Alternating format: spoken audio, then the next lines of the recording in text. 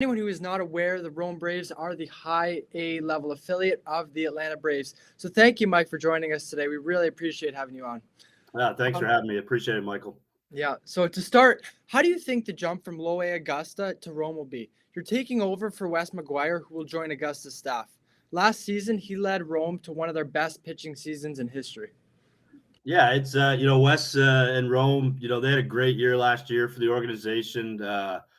They were very deep on the mound. I think the transition moving, from low A to high A, it's been easy. Primarily, a lot of the guys I had in Augusta last year have transitioned up with me or moved up at the end of the year. So, from a relationship standpoint, it's been pretty simple from a personnel aspect. And, from, a competition level, I think anytime you move up, you see, the hitters are a little better, a little more disciplined. But again, it's just more of a challenge for, the pitchers who moved up. Yeah. So what feeling do you have when a player that you've worked with takes the next step forward to Double A Mississippi Braves? Does it give you more confidence in your abilities moving forward?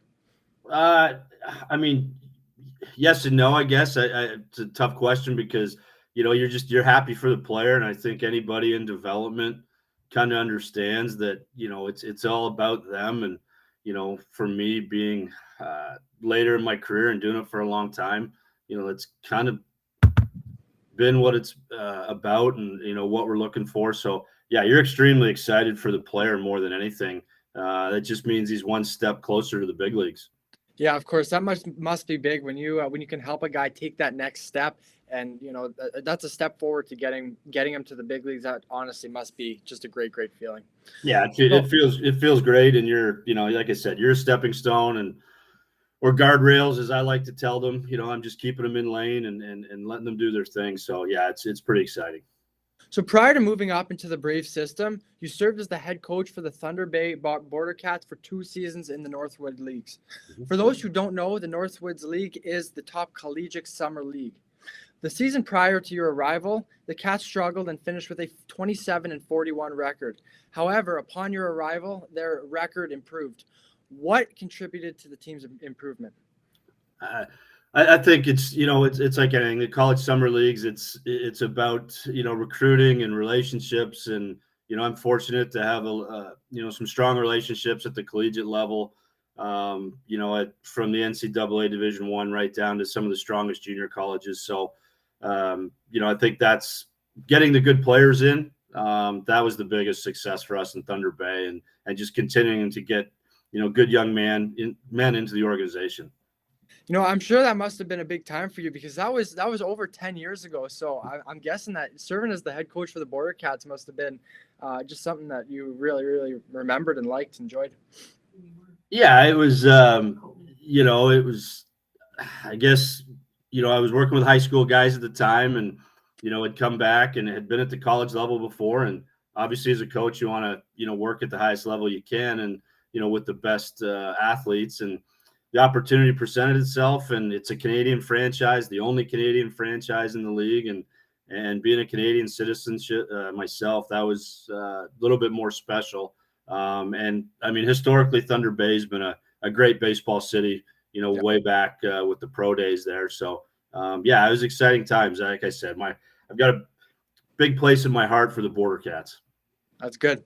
So as a baseball player and a pitcher myself, I've always wondered how the coaches can nitpick a player's delivery and spot a mistake so easily, then come up with the idea of how to improve on it. Can you break that down for us and tell us how you got so good at it? I think just years of failing, to be honest with you. And, you know, I've been fortunate to work with some really good pitchers throughout my career. And whether it's guys that have gone on to be successful in college or successful in pro baseball or the big leagues, just having people with open minds to ideas and experimenting. Obviously, the trades transitions itself from when I first started back in 93, 94 as a coach until nowadays in terms of technology and, you know, uh, training ideas. So it's trial and error. I think video is a big deal, for guys, and when they can see themselves do some things, and then just building trust. I think when a player trusts you and he knows you're in it for the right reasons for him and sees a little bit of success, a lot of times they just run with it.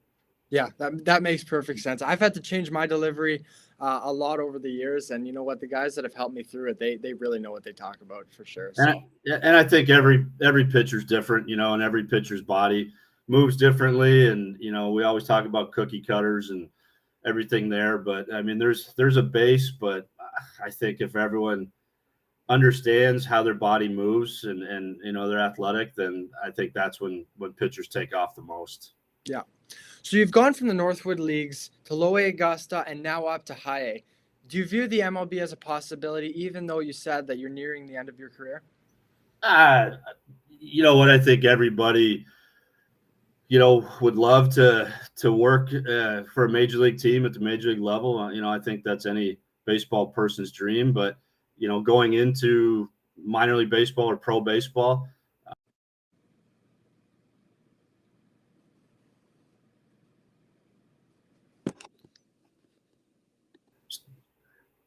still there?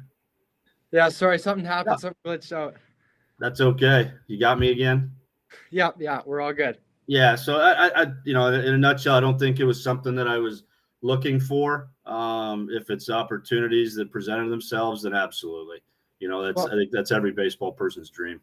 The Braves are a great team, and they have a lot of good prospects. So there's honestly a real chance that some of the guys that you work with now could eventually get to the majors because the Braves are just great at developing their prospects. So, you're in a good organization, that's for sure. Yeah, the Atlanta Braves are first and foremost first class, and it's from Alex at the top, Anthopoulos, right down to our minor league staff. They've been great. Again, they're here for the players, and I think the players who are here enjoy being an Atlanta Brave and how they're taken care of. And you're right.